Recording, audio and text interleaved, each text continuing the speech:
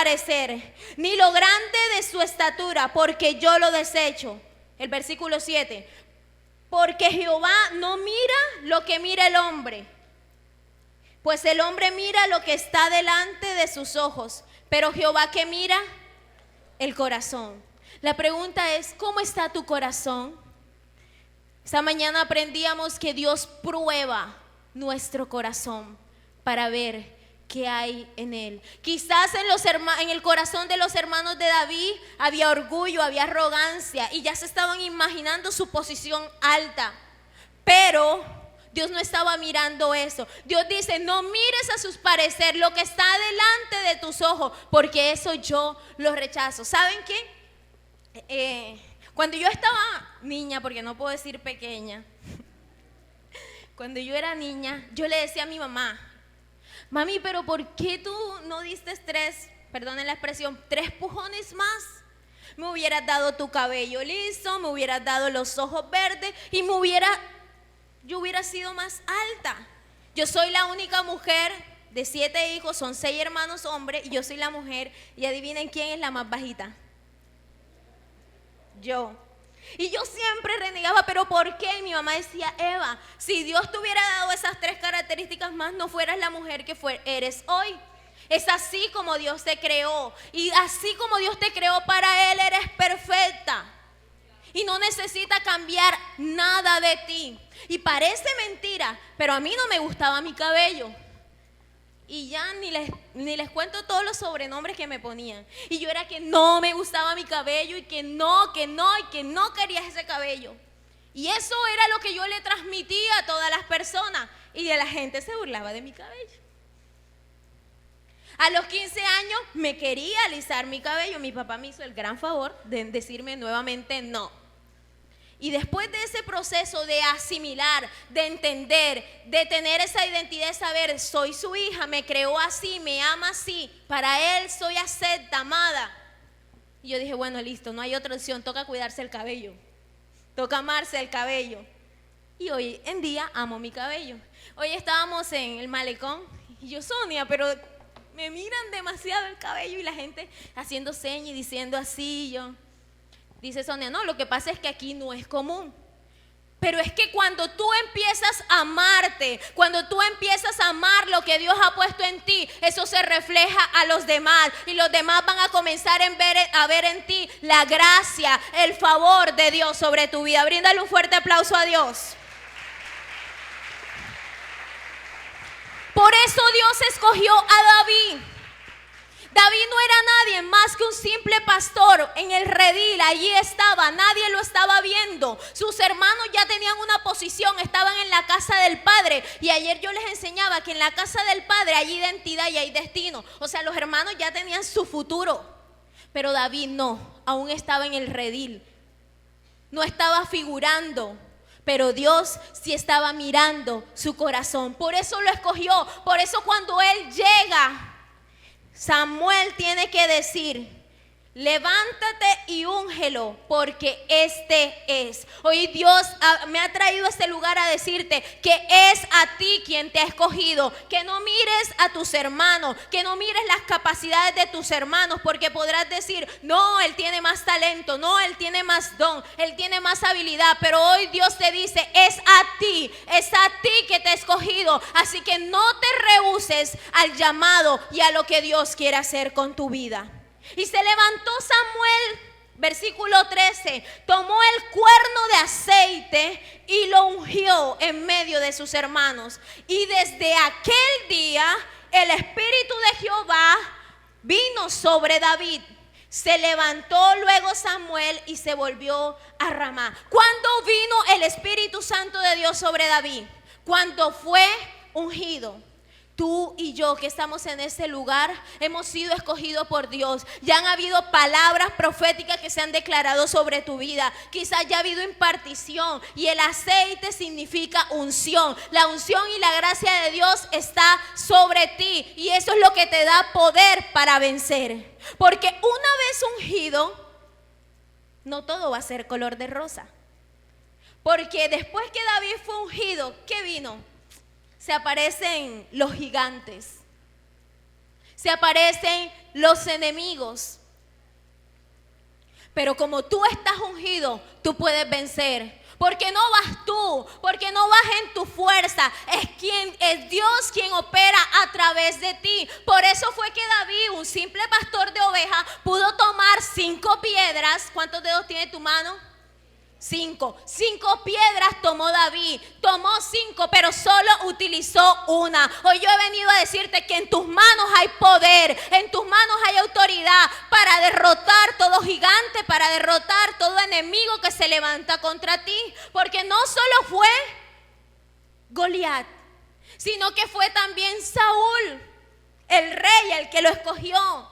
David hizo quedar bien a Saúl delante de todo el pueblo. Y después el rey también se levanta contra él. No importa quién se levante contra ti, porque si tú estás ungido, si tú estás empoderado, el Espíritu Santo de Dios que opera en ti te dará gracia, te dará favor y te ayudará a vencer. Pero la clave está en no usar las armas de Saúl. Utiliza tus 5 piedras. Parece insignificante y tú dirás, pero con esto tan poquito, ¿será que podré? Hoy Dios te viene a decir, si puedes.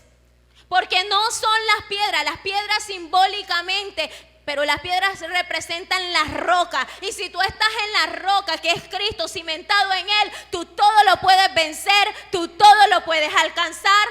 Se levantaron Goliat, se levantaron Saúl, se levantaron los filisteos y cada vez los gigantes parecían más grandes. Quizás tú estás diciendo, pero salgo de una prueba y entro en otra. No te preocupes, que a tu encuentro saldrá un amigo. Un amigo, una alianza, esa persona que te guiará, que te cubrirá, que será de protección, que será de refugio y te ayudará a alcanzar el destino profético en Dios. Esa persona que se le apareció a David fue nada más y nada menos que el hijo del rey.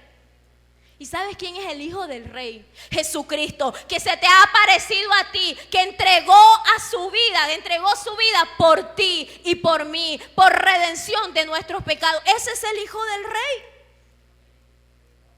Ese es el mejor amigo. Porque quizás tú estás poniendo tu mirada en los amigos de la universidad, los amigos del barrio, tus amigos del trabajo, pero hoy Dios te dice que el mejor amigo es Dios, que no importa cuántos amigos se alejen, cuántos enemigos se levanten, Dios está contigo como poderoso gigante y te va a defender. Bríndale un fuerte aplauso a Dios. Cuando Samuel vio a David, dijo que era de ojos hermosos. ¿Cuántos ojos hermosos hay en este lugar?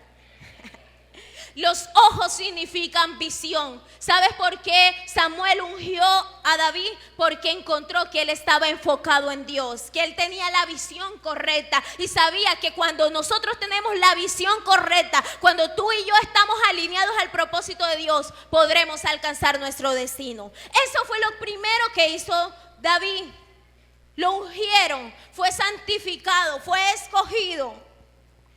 Pero lo segundo, aparte de ser ungido, fue que lo proclamaron rey. Ahora, a David lo ungieron. ¿Será que el día siguiente David entró al trono? Pasó un proceso, diga, proceso. Pasaron años, diga, años. Y quizás muchas etapas. David pasó por el desierto, estuvo en cuevas, tuvo que andar errante, pero él estaba enfocado en Dios. Él siempre estaba alineado al propósito de Dios en su vida. Y eso es lo que tú y yo debemos tener claro. No importa lo que venga, yo me mantengo firme en Dios, sabiendo que lo que Él ha dicho de mí lo cumplirá, porque Él no es hijo de hombre para mentir y mucho menos para arrepentirse.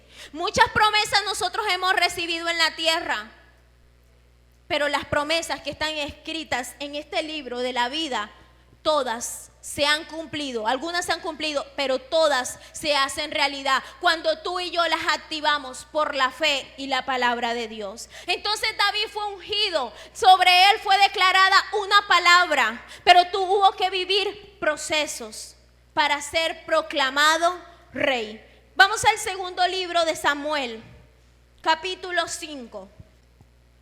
Vinieron todas, tiene como título, David es proclamado rey de Israel. Vinieron todas las tribus de Israel a David en Hebrón y hablaron diciendo: henos aquí, hueso tuyo y carne tuya somos. Y aún antes de ahora, cuando Saúl reinaba sobre nosotros, eras tú quien sacabas a Israel de la guerra y lo volvías a traer. Además, Jehová te ha dicho: tú apacentarás a mi pueblo Israel y tú serás príncipe por Israel. ¿Qué estaba haciendo el pueblo? El pueblo estaba reconociendo que aunque David no había sido nombrado rey, todas las victorias, todos los logros alcanzados habían sido por la mano de Dios a través de David. Y ellos dijeron: es tiempo. Ya vinieron pues los ancianos de Israel al rey de Hebrón, y el rey David hizo pacto con ellos en Hebrón delante de Jehová. Y ungieron a David por rey sobre Israel. Era David ¿de cuántos años? 30 años cuando comenzó a reinar. 30 años. Era joven. Y a veces tú y yo ponemos en poco nuestra edad y decimos: no, yo mejor espero. Cuando ya haya disfrutado mi vida, voy a buscar de Dios. No, mejor yo aprovecho mi tiempo en otras cosas. ¿Sabes qué? Dios te está diciendo: qué bonito que tú puedas rendir tu tiempo, tu vida, todos tus sueños en esta edad. Cuando hay fuerza, cuando hay vigor, cuando tienes toda la pasión, cuando tienes esa energía, cuando eres incansable. Qué bonito los hermanos que aún en su edad adulta están en este lugar. Pero tú y yo, joven, chico, que estás en este lugar, he venido a decirte: es tiempo que tú te apasiones por Dios. Es tiempo que tú ames la presencia de Dios, que tú puedas alcanzar el propósito de Dios. Es hermoso verlas a ustedes danzar. Quizás yo a su edad también lo estaba haciendo. Dios a mí me permitió, me dio el privilegio de nacer en un hogar cristiano. Pero fue que cuando yo nací, ya estaba el hogar estable. Llegó la princesa, está la casa lista. Pero a mi hermano Juan Carlos no le tocó así. A él le tocó momentos duros, momentos de prueba y tribulación. Y si tú y yo hemos nacido en un hogar cristiano, no es para decir: ay, es que mi papá no me dedica tiempo. Saben, yo tengo muchos amigos, hijos de pastores, que dicen: lo último que yo quisiera es ser pastora. Lo último que yo quisiera es ser pastor. No, es que mi papá le dedica más tiempo a los hermanos de la iglesia. Todo el día es la iglesia. Y nosotros solos. Si tú entendieras que esa es tu herencia, que ese es tu galardón, que eso es lo que Dios ha entregado en tus manos, tú dijeras: no, yo tengo que arrebatarlo, me pertenece. Pero así tú dirás: pero yo no soy hijo de pastor. Pero tú eres el hijo del gran pastor, del rey de reyes. Tú eres coheredero de su gracia, de su favor. Y tú también puedes arrebatar esa herencia. Todos somos hijos de Dios. Por lo tanto, todo lo que está en esta tierra destinado para nosotros nos pertenece. No es para los hijos de pastores, no es que tengamos el privilegio de estar acá en el altar. No, es para aquel que se dispone. Porque también conozco hijos de pastores que están allá afuera perdidos. Pero hay jóvenes como tú, que dicen: no, yo también quiero. Yo también voy a tomar posesión. Yo también voy a tomar la espada, la armadura, el poder y la autoridad que Dios me ha dado para asumir el liderazgo, el llamamiento que Dios me ha entregado. Y eso es lo que Dios desea. Y eso fue lo que hizo David. Fue ungido. Enseguida él comenzó a reinar. Sin tener el manto, sin tener la corona, sin tener la espada del rey. Él tenía la espada, que es la palabra de Dios. Esa es nuestra espada. Esa es nuestra arma poderosa para arrebatar y para conquistar. ¿Saben qué? Yo un día dije, cuando estaba en Barranquilla, yo veía que a la hija de la pastora la trataban súper bien. Y yo decía: ay, si yo fuera la hija del pastor, Sería espectacular. Los domingos me invitan a comer y de vez en cuando me traen regalo. Genial. Y yo dije, yo también quiero ser hija de pastor. Pero claro, yo pensaba que Dios nos iba a poner de pastor en Barranquilla. Si algunos han escuchado Barranquilla, me encanta Guayaquil porque se parece mucho a Barranquilla. Yo soy de Barranquilla. Y entonces hay mucha similitud con esta ciudad, es hermosa. Y yo quería ser hija de pastor en Barranquilla, allí donde Dios nos tenía en nuestra zona de confort, teníamos una casita pequeña, acomodados, vivíamos todos ahí. Pero a los años, cuando ya después de declarar esa palabra, Dios le hace el llamado a mi padre, al ministerio, Él nos reúne a todos. Y cuando mi papá nos reúne, la noticia debe ser bien grande. Y mi papá dice, bueno, les tengo que contar que nos han hecho el llamado a pastorear y todo. ¡Bravo! ¡Qué emoción! Nuestros papás pastores, sueño hecho realidad. Pero la otra parte de la noticia es que no es en Barranquilla. ¿Cómo? Sí, no es en Barranquilla. ¿Dónde es? En Sincelejo. ¿Cómo? En Sincelejo. No, papi, allá no tenemos a nadie, eso queda lejos, no conocemos ese lugar, no, allá no nos queremos ir. Y todos comenzamos a renegar y ninguno quería ir. Mi papá el primer año se fue con uno de mis hermanos como Josué y Caleb a explorar la tierra. Y quizás la tierra estaba árida, pero mi papá estaba como Josué y Caleb diciendo, sí, es ahí, esa es la tierra prometida. La tierra que fluye ñame, suero y queso. Los que no son de Colombia no entienden, pero el ñame es como una mezcla entre papa y yuca. Bueno, eso lo hay en Colombia. La próxima vez que venga toca traer un cargamento de ñame para que sepan. En esa tierra donde ahora vivimos, esa es la mayor producción. Y en Barranquilla nosotros jamás comíamos eso. Y cuando llegamos a Sincelejo, la situación estaba difícil y es una familia grande. Y todos los hermanos que llegaban con un bulto de ñame. Y entonces era ñame en el desayuno, ñame en el almuerzo, ñame en la comida. Y mi hermano José lloraba y yo le decía, no quiero más ñame, no quiero. Hasta que aprendimos. Aquellos que lloraron por irse para Sincelejo ya están casados, ya tienen hijos, Dios los ha bendecido, casa, carro. La mano poderosa de Jehová ha estado con nosotros, porque no es lo que nosotros queramos. Mire, lo que yo quiero que tú entiendas en esta noche es que lo que tú confiesas con tu boca, eso se hará una realidad, porque esa palabra cobra vida. Eso quiere decir que todo lo que hay dentro de ti, todos los sueños que Dios ha depositado en ti se van a cumplir. El propósito que Dios tiene con tu familia se va a hacer una realidad. Y eso fue lo que yo pude experimentar en mi familia. Y entonces cuando llegamos a Sincelejo, la prueba, y yo dije, yo no sé para qué dije que quería ser hija de pastor, porque esto no es fácil, porque todos somos el punto blanco. Ahí donde está Rebo, allí somos los hijos de pastores. Ah, pero es que si lo hace el hijo del pastor, yo también lo puedo hacer. Ah, pero si lo hace la hija del pastor, yo también lo puedo hacer. Somos un punto de referencia. Y quizás todas las personas en la iglesia están mirando las ventajas de ser hijo de pastor, pero nadie sabe el precio que nosotros tenemos que pagar, el precio que tenemos que entregar por el compartir con nuestros padres, el estar en la iglesia, el servicio. ¿Saben qué, chicos? Ustedes me ven aquí predicando y dirán, ah, pero ella tiene su estilo. No, mi primer ministerio fue el de la escoba. Sí, y cuando nosotros llegamos a Sincelejo no teníamos propiedad, lugar donde reunirnos. Era un solar, un lugar abierto. ¿Y sabes qué tocaba hacer todos los días? Cargar las sillas, que era lo único que teníamos, de un lugar a otro.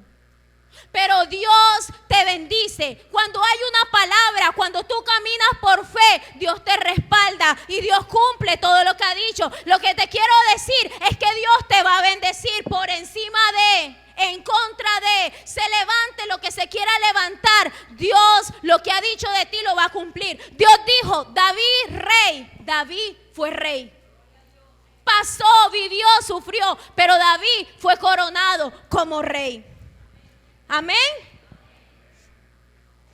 Pero David reinó sobre Judá. ¿Saben qué significa Judá? ¿Saben qué significa Judá? Judá significa alabanza. Por eso David en su boca siempre estaba de continuo la alabanza a Dios. Hermano, yo te quiero decir, no importa por el proceso por el cual tú estés pasando, alaba a Dios. Si estás enfermo, alaba. Si estás llorando, dice la canción, alaba. Si estás triste, alaba. ¿Sabes en qué momento he compuesto yo mis mejores canciones? Cuando he pasado por los procesos más duros de mi vida. Cuando tú puedes llegar a la presencia del Señor y decir, me rindo por completo.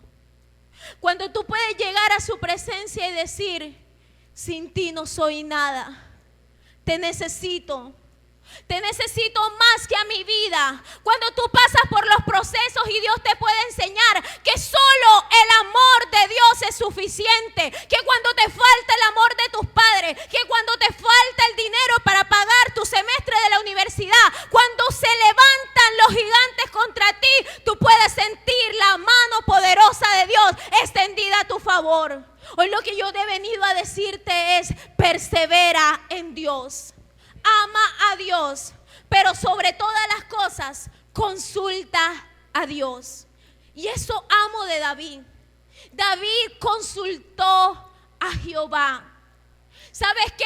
David era el rey y él tenía los asesores, él tenía las personas más sabias de su reino y él fácilmente hubiera podido ir a ellos a consultarle. Pero ¿sabes qué? Él fue donde el más sabio, donde el que tenía el mayor conocimiento, que es Dios. Hoy yo he venido a decirte que no pongas tu mirada en el hombre, porque si tú tienes la mirada puesta en el hombre, en tu papá, en tu sabiduría humana, Dios te va a quitar eso. Todo punto de referencia equivocado, Dios lo va a quitar, Dios lo va a apartar de tu vida, así como tuvo que quitar a Usías delante de Isaías, porque solo cuando él fue quitado fue que él dijo, oh, veo al Señor sentado en el trono.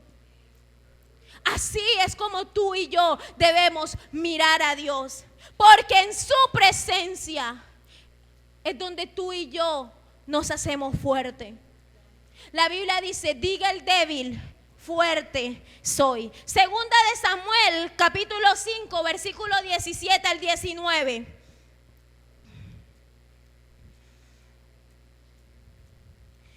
Oyendo los filisteos que David había sido ungido por rey sobre Israel, subieron todos los filisteos para buscar a David. Y cuando David lo oyó, descendió a la fortaleza. Yo quiero que nos enfoquemos aquí en este primer versículo. Dice, oyendo los filisteos que David había sido ¿qué? Ungido por rey, subieron todos los filisteos a buscar a David. En la Biblia, cada vez que se habla de subir, significa entrar a su presencia. Miren el nivel en el cual estaba David. Él estaba en una alta posición, de tal manera que los filisteos estaban abajo, pero ellos tuvieron que subir. Que cada vez que tu enemigo te encuentre en la presencia de Dios, para que tú salgas con todas las armas espirituales y tú puedas vencerles. Y en medio de eso vinieron los filisteos y se extendieron desde el valle de Refaí. Entonces, ¿qué hizo David? Consultó David a Jehová diciendo, iré contra los filisteos, los entregarás en mis manos. Y Jehová respondió a David, ve, porque ciertamente a los filisteos, entregaré a los filisteos en tu mano.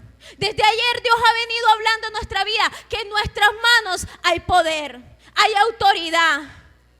Y en las manos significa entrar y pelear, arrebatar lo que a nosotros nos pertenece. Y esto fue lo que hizo David. Él consultó a Dios y Dios le dio la dirección. Y por mano de Dios, por el poder de Dios, ellos pudieron ganarle, vencer a los filisteos. Pero nuevamente se presenta la situación. Y en el versículo 22, y los filisteos volvieron a venir y se extendieron en el valle de Refaín. Y consultando David a Jehová, él le respondió, no subas, sino rodéalos y vendrás a ellos enfrente de las balsameras.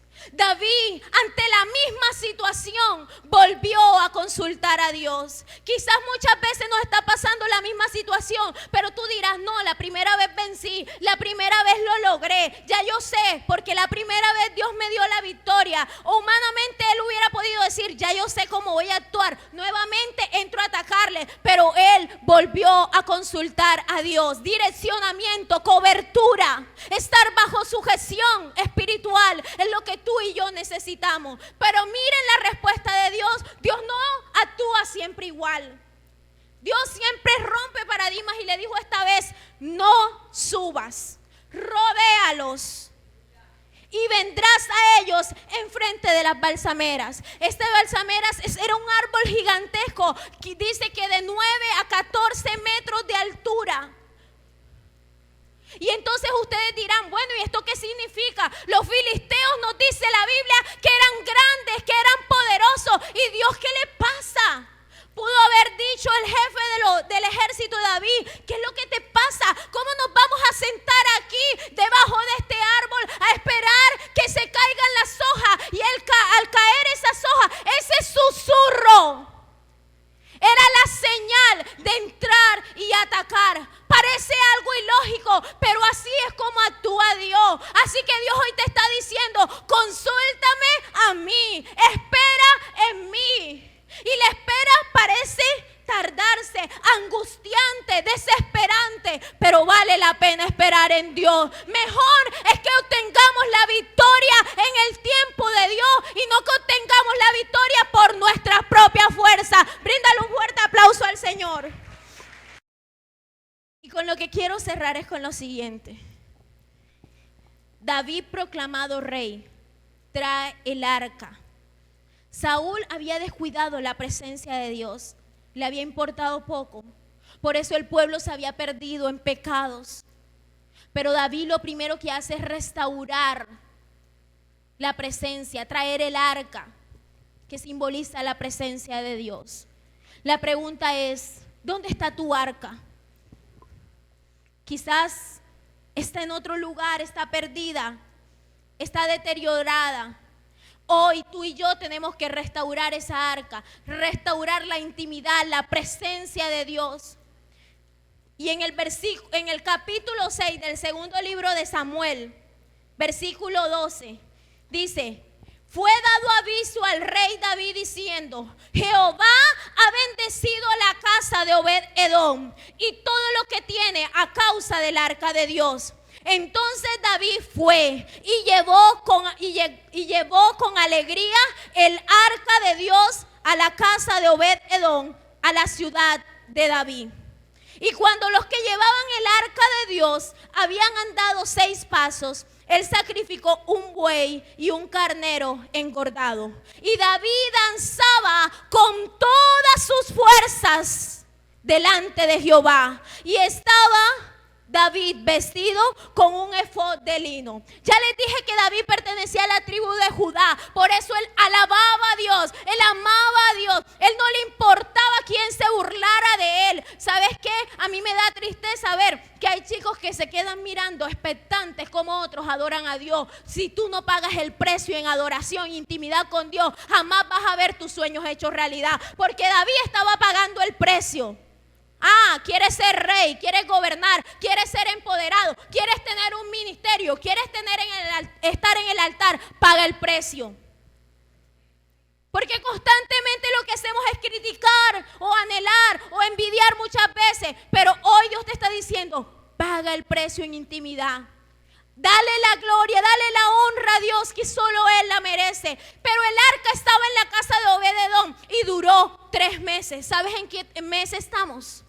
En el mes 3. Estamos terminando el primer trimestre del año. Yo he venido a declararte que se termina este trimestre que quizás ha sido de dificultad, de crisis, de enfermedad, pero iniciarás un nuevo trimestre en bendición, en prosperidad, en abundancia, y en los siguientes meses, abril, mayo y junio, la mano poderosa de Jehová estará sobre tu vida y estará sobre tu casa. Si tú permaneces en la presencia del Señor. Y el versículo 21 dice, Entonces David respondió a Mical: fue delante de Jehová quien me eligió en preferencia a tu padre y a tu casa, para constituirme por príncipe sobre todo el pueblo de Jehová, sobre Israel. Por tanto, danzaré delante de Jehová. Hoy he venido a decirte que no es el hombre quien te ha elegido, que es Dios. La Biblia dice: no me elegiste vosotros a mí, sino que yo elegí a vosotros para que vayáis y deis fruto, y vuestro fruto permanezca. Hoy Dios nos está haciendo un llamado al altar, a la intimidad, al volvernos a su presencia, porque si tú vuelves al altar, habrá bendición en tu casa, habrá prosperidad, no faltará el pan, no escaseará el alimento, y el pan simboliza la presencia de Dios, la palabra de Dios en tu vida.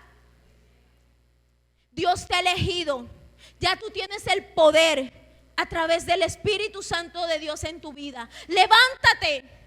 David tomó esta palabra, la creyó, vivió por fe y fue coronado, fue puesto por rey, y su familia fue bendecida.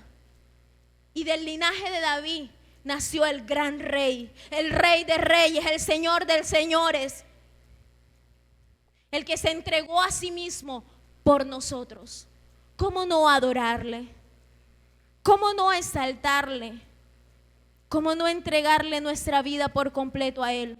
Si somos de Él, por Él hemos nacido y para sus propósitos. Hoy Dios nos está llamando a dar fruto. En este lugar, si Dios te ha plantado en este lugar, da fruto. Crece, multiplícate. Porque en ti hay poder y hay autoridad. Yo invito al ministerio de alabanza que pueda pasar acá adelante.